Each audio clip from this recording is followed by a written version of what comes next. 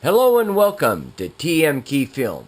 In this video, we're at the Point Defiance area trolling a flasher fly combination, a flasher squid combination, and also a nice, fast, snappy spoon. Haha.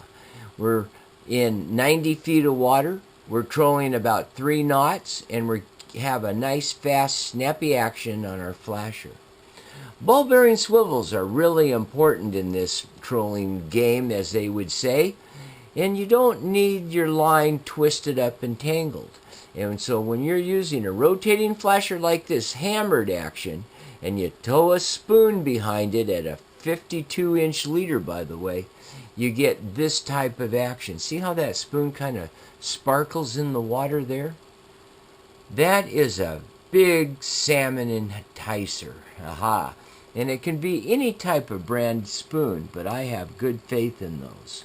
And if I look at a different type of flasher, now this is a flasher that has the chartreuse color and some prism tape on it.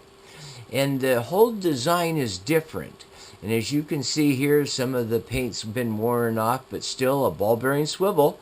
That's important so you don't get those twisted leaders. And look at the hooks that I use. That's a squid with a skunk hair fly over the top of it and glow beads. This combination over the years has caught a lot of nice fish. And you can see right here now as the flasher wants to swing side to side, but it's important to get it to rotate completely in a circle, like you see here. Now this is going to give you your best action, and that's going to make that fly squid combination that we saw earlier have a nice dance and movement to it. That's important.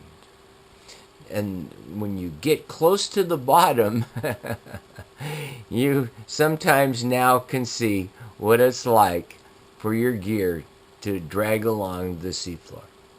Be safe out on the water, wear your life jacket, and thanks for watching, everybody. Making a trail, not following a path.